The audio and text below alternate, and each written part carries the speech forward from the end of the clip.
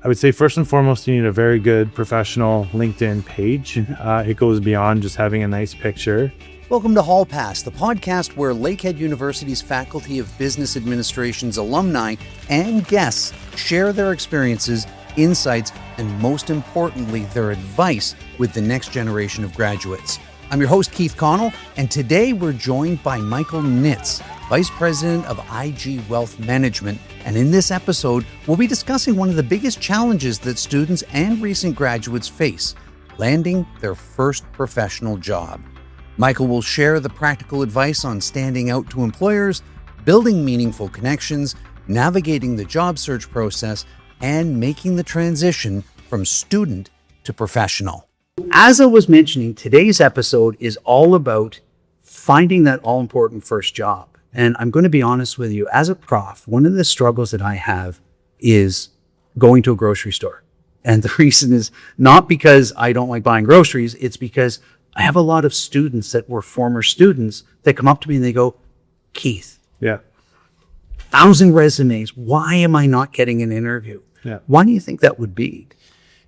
So I think it starts well before even applying for a role. I think first off, the thing students need to do is build their brand. What is their brand? What are they known for? And they can ask their peers, they can ask their professors, they can ask their family and friends, understand what their brand is. Then they need to do a good evaluation of their social media, specifically LinkedIn, to ensure that's in line with their brand and that they close any gaps between the two. So I would say first and foremost, you need a very good professional LinkedIn page. It goes beyond just having a nice picture, your header, your story. You want to articulate yourself and your about me to your unique value proposition. And you can use tools to create that, but you really want to tell the story of who you are and how you got to where you are today. So even if you had a job at McDonald's, I mean, I had a job at Blockbuster Video. It was my first job way back when.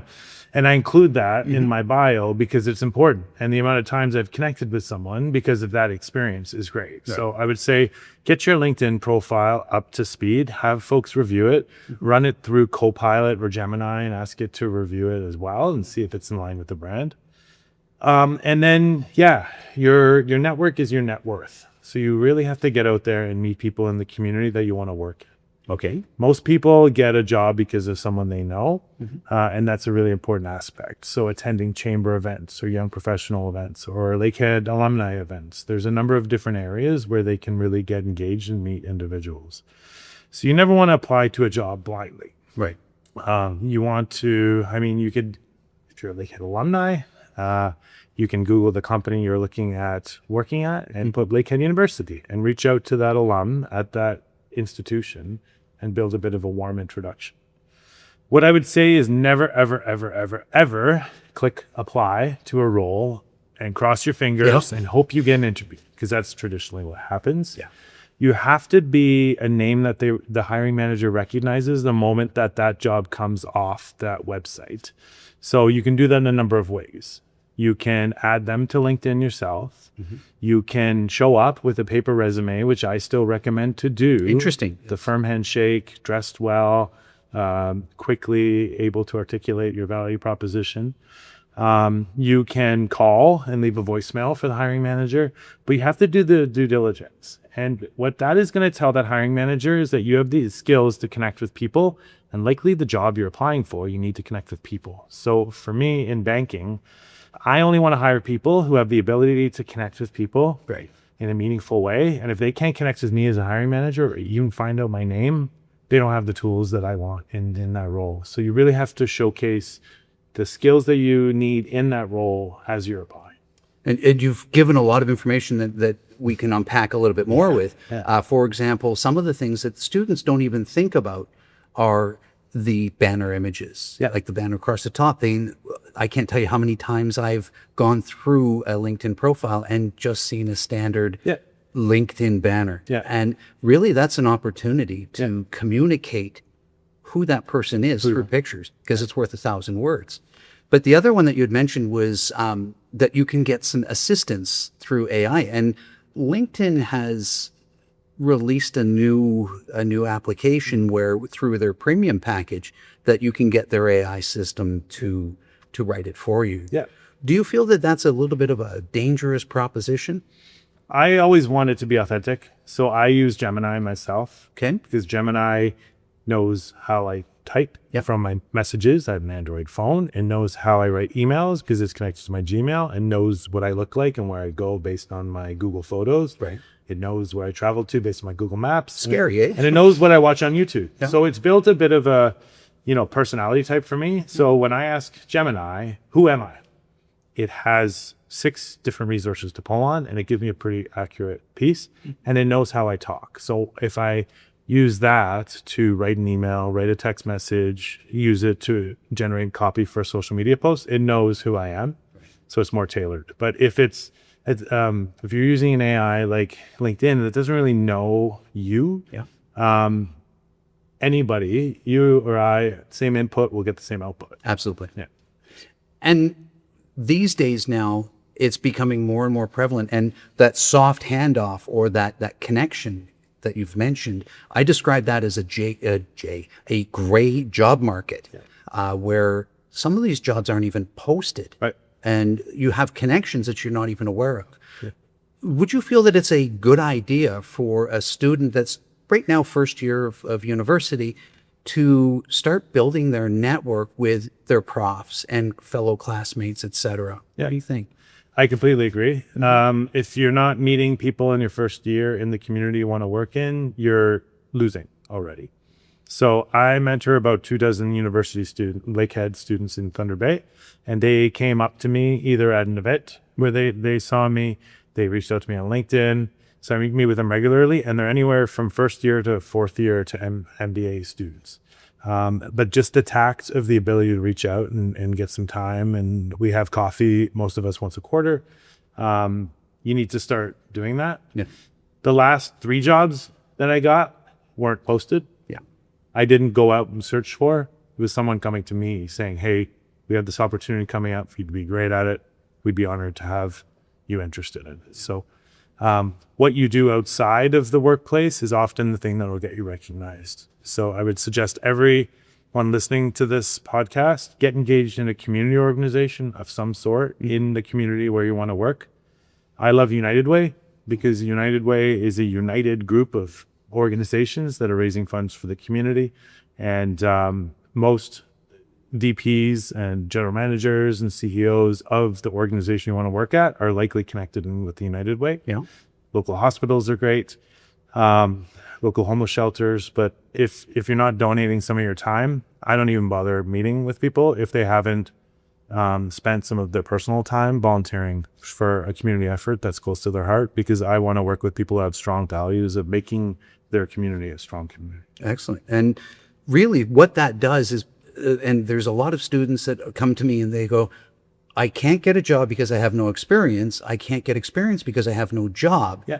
How do I overcome that paradox? And what you're suggesting by connecting with the not-for-profit organizations or the community organizations is really an excellent opportunity for these students to not only make the connections, which in professionally is a great strategy, but it gives them a sense of giving back as well. And I think that builds that all-important character that you've been talking about. So yeah, every organization I've worked with or for has valued the impact I make in the community. Mm-hmm. And every organization that likely someone wants to work for prides themselves on the impact that they make and the fact that they're making Aurelia, Thunder Bay, all of Canada a better place. So I would highly encourage that. And whatever someone's interests are, they can get involved in. If they like Dungeons and Dragons, join the local Dungeons and Dragons team at their school, or lead that at a local high school, or do something like that. Whatever your passion is, coaching is great. Community involvement, or aligning yourself with an organization is super as well. Every organization out there, from chambers of commerce to Rotary clubs, are looking for volunteers. Yeah. If you show up ready to do some hard work, you'll meet some people that will be your next employer. I guarantee it. And that's a fantastic piece of advice. And circling back on the LinkedIn conversation, one of the things that you had mentioned is really an interesting one, which is reaching out to the hiring manager, because a lot of organizations are saying don't do that, right. And it limits the applicant. Now, would you still recommend that the student do it, reach out even though they say not to? I wouldn't want to work for a leader or a hiring manager who told me only to apply online because they don't value that Connection. connection. I would want to work at a place. So, for example, a bank. If I walked into one bank and I said, I'm here for a job, and they said, I don't want to talk to you, just apply online. And I walked in another bank and the branch manager came over and said, hey, it's an honor that you're interested in working at my branch. I'd love to have a conversation with you. Thank you for coming in to meet me. I take great pride in the fact that you came in to do that. I know the courage it takes. I would much rather want to work with that kind of leader than the leader who just says apply online. Because a leader who shoves you off and gets you to apply online, when you work for them, they're going to do the same thing when you're an employee. If they don't value you as a candidate, they won't value you as an employee. Is my. And often those, you've described them as leaders, oftentimes those are managers. Yeah. And not just, they're not the leaders, they're just managing numbers and whatnot. Yeah, and it's never been easier to find out who the hiring manager is. Yeah, we've got a whole new level of information in front of us. Yeah, you could take the posting, you could put it into Gemini, and you can say, find me the hiring manager. If that can't do it, you can find out the location. Yeah. Everybody has funny enough, the thing we carry around is a phone that you can dial a number and talk to someone. Yeah, absolutely. It's a lost art almost. Yeah, but no one uses the phone. But if it's a bank branch, pick up the phone, call that bank branch and say, hey, who's the branch manager there? Yeah. They'll give you the name right off the bat. You can figure out the email pretty quick. If it's Royal Bank, every email address is first name dot last name at rbc.com.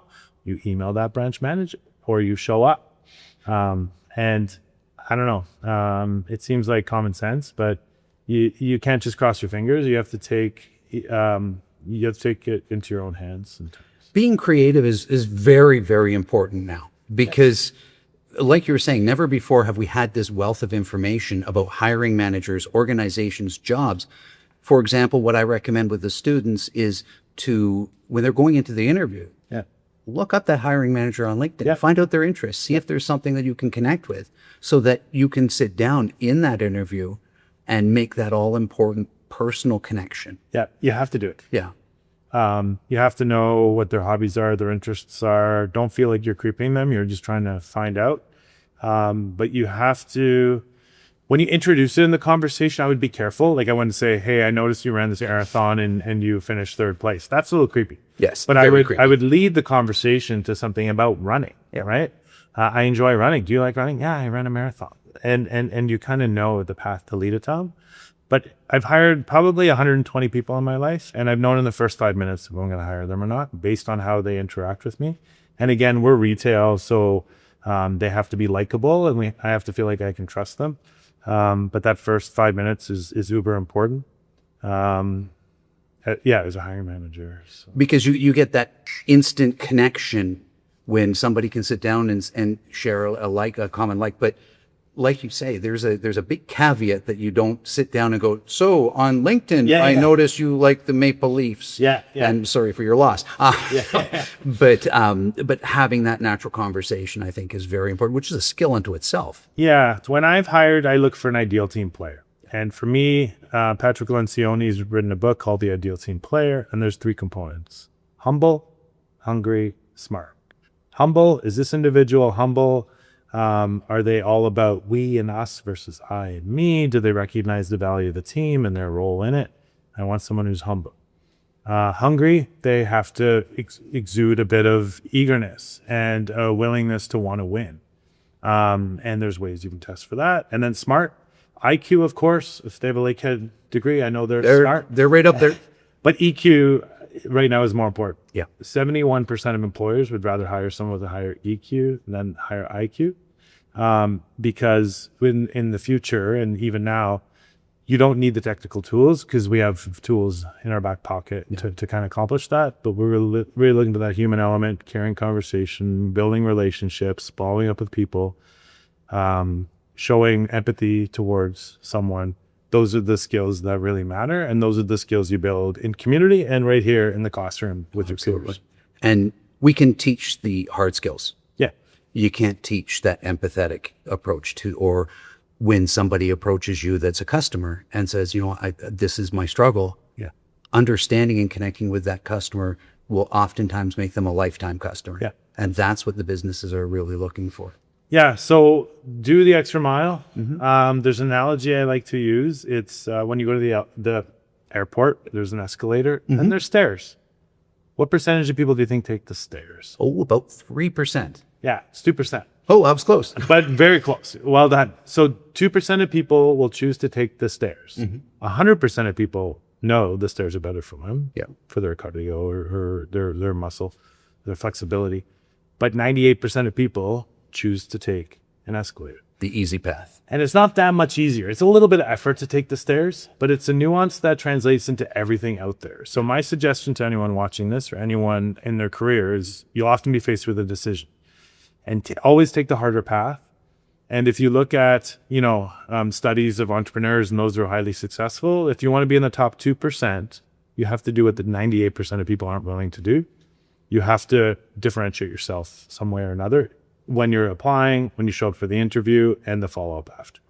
And you've mentioned USP and differentiation a couple times now, and that's very, very important. And you've talked about the students, how they can talk with other friends or colleagues or family.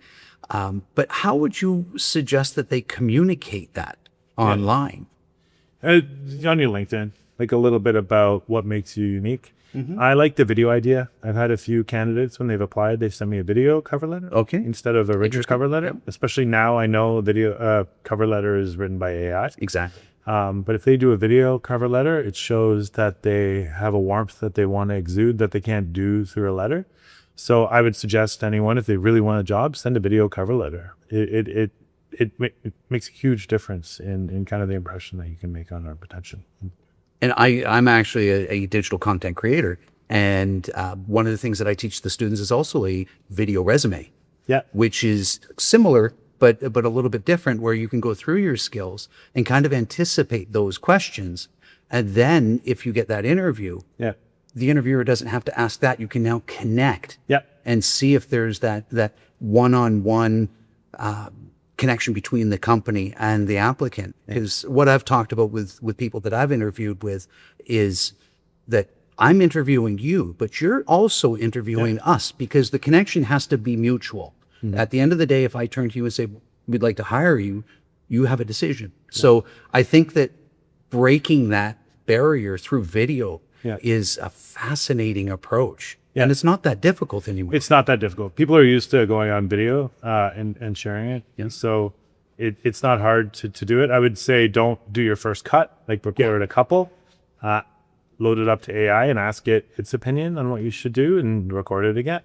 But that'll get you, a good interview. The other thing I would say is know the employer.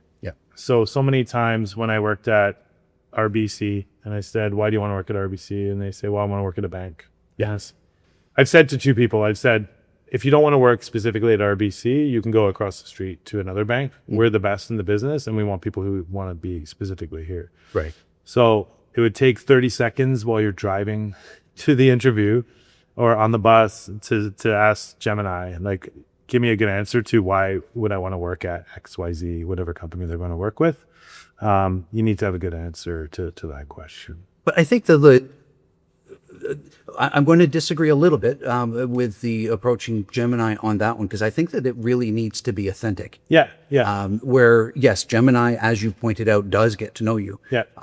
But the authenticity of understanding what the organization's values are. Right. I just mean it's as simple as a I see what you're saying. Yeah. Ideally, you do some research and you understand organizations they support, but the minimal to do is ask. Or the all-important one that during the interview where they say, do you have any questions for me? No. Or how many days a week do I have off? That's an important time to make that connection of what the organizational values are. And doing that research is all important. Never ask about salary, never ask about vacation, never ask about work-life balance, never ask about start date. Those you should all know going in or from the posting, or you'll find out if you get an offer. So that's a key time where you can ask a really thoughtful question. And I've hired or not hired someone based on the questions that they've asked when I've opened it up. So my favorite question, if you I'd love to hear it. Is what skills or experience do you wish I had that would make me a guarantee for this role? So that's an applicant asking you the question. And interesting, because I've used a similar question in my previous job searches, which is, do you see any red flags on my resume that I can address now to help you make the decision? Yeah, red flag. I try not to use the negative language like red it's a great flags point, or stuff like that. But if I say what skills or experience do you wish I had, or are missing, but I like to wish you had, because it's the elephant in the room. Yeah. That hiring manager is like, this person has never been in front of a customer before. They've never led before. And when I've asked that question in executive interviews, I've always been able to come back. So my recent appointment that I got, they just said, you haven't managed more than 60 people.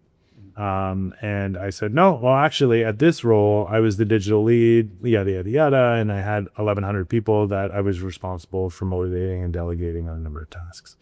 If I wouldn't have asked that question, I wouldn't have got the job. And I asked the hiring manager when I got the job, and she's like, if you didn't ask that question, I would have gone with another candidate who had more people. So that's number one. And then the second question I have is, if we're sitting here a year from now, and I've been in if you hire me and I've been in this job and we're here a year from now, what are the two things I would have needed to do to prove to you that you made the right decision? Excellent. That gets them immediately thinking about you working there, picturing you in the uniform, picturing you in the office, and it makes them know that you're a thoughtful, growth-focused employee, and that you're already thinking about the future. And when I've asked that before and I've written it down, I've come back to my leader after a year and I've said, hey, I don't know if you remember in the interview, you told me these two things and I've done them. Are you happy you hired me? And both times they say yes. Fantastic. And that's great advice that students or anybody wouldn't have even thought of. That question is fantastic. Yeah. So so you've seen a lot of changes over the last, the last 3 years since some of these students have just joined Lakehead. Are you starting to recognize some deficiencies that the students could be focusing on as a student? EQ. It's all emotional intelligence, carrying a conversation, confidence. Like I said, if I can tell in 5 minutes if someone's going to get the job, you just have to be, it comes back to humble. Like not being self-centered. So I've docked people points if they park in the closest parking spot. Interesting. So in the branch, we have lots of elderly clients coming in. Makes sense. And if a candidate comes in and feels entitled enough to take the closest parking spot to the door, if they feel that important when they're coming and they're supposed to be humble, I give them a negative mark. And I actually tell them during the interview, I'm like, hey, I noticed you parked in the front. What made you do that? And if they say, well, there's no other spots, they drove around the lot, that was the only spot, okay. But if they stumble a little bit, and I say, here we hire team players, and I ask all my employees to park as far away possible to keep the spots for our clients who are the boss.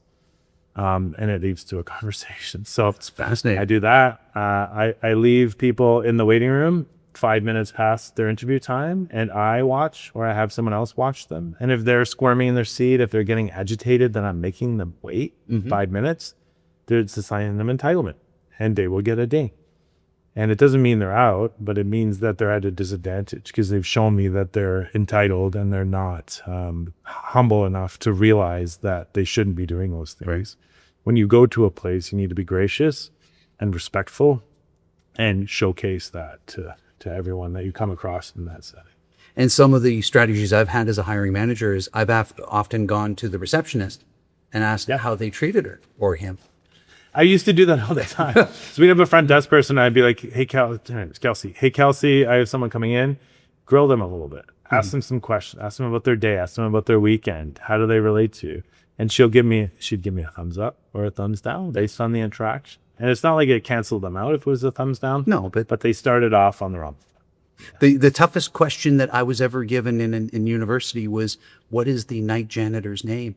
Right. Yeah, absolutely. Yeah. Fascinating question, but who thinks that far ahead? Yeah. But it's another great one. So as we're going along, AI and everything else, would there be a message that you would give yourself, 20-year younger self? The place you work is the person you work for. Right. So when you go in the interview, it's absolutely an opportunity to ask questions and to uncover if they are going to be a career coach and a mentor or just a manager telling you to do something. So if a leader is already talking to you about career opportunities beyond that role that you're interviewing for, that's a great sign. If that leader asks about your community work, if they talk about how they've supported others' career and getting to where they want to do, that's a good sign. And that's important from a personal standpoint to have that connection with your boss, because if you don't share similar values, then you're not feeling like you're part of that team that you were referring to earlier. Yeah. So for the RBC example, for 11 years, I'd worked for a leader, and he was very pro-community. Get involved in the community. It's important to do it. It's why I am who I am today. Yeah. Find a good leader. And I'd rather work at a smaller bank with less opportunity if I had the right leader than the biggest bank with a leader who didn't care about me as an individual and have a vested interest in my career growth. Excellent. Yeah. And leaders are often mentors. And if I could give any advice personally, I would be giving to graduates, find a mentor. Yeah. Yeah. What advice would you give a graduating student? Right now, just get out there and get off your phone, get out in the community and touch hands, shake some hands out there, get to know people. Okay. You can use the tools to ask what volunteer opportunities are in my place, but I would encourage everyone watching this, if you don't know, email your local United Way. Every community in Canada has a United Way, and just say, hey, I'm interested in getting involved. I'd love to volunteer for something. Please let me know. Within 2 days, I guarantee they'll have an opportunity to volunteer, and they'll meet some amazing people along the way, and they'll likely meet their next boss. Fantastic. All right. Well, Michael Nitz, thank you so much for joining us with IG Wealth Management. Yep. I appreciate you taking the time on graduation day at Lakehead. So that's why you're flying the colors today, I'm sure. So thank you so much for stopping by and being the inaugural guest in this podcast episode. Yeah. And I invite anyone watching to reach out to me on LinkedIn, connect with me on LinkedIn, shoot me a note. And if you want to have a coffee chat, I'd love to help individuals who are watching. And just, I wish I had mentors when I went to school. I had a few professors, but I wish I had mentors, and that's the reason why I want to give back and ensure every single student who wants to achieve President CEO will reach that. And if I can help in any small way, I'd love to do that. But everyone watching this can be as highly successful, whatever that means, making as much money as you want to make or being as happy as you want to be. I would say look for a job that you're good at, you like, and can give you the life you want to live. And I'd love to help if that's possible, but anyone can accomplish whatever they want. I firmly believe that. I grew up in Scarborough, Ontario. We didn't have a lot of money, but I really surrounded myself with people who wanted to be successful. And I think that having a friendship, a group of friends around you is really important. So I'd love to be part of a group if I can help some folks. Right, fantastic. So that's our first episode. Thank you so much for checking in, and stay tuned for our next one when we continue to explore opportunities for Lakehead University students as they go forward in their academic journey and into their careers.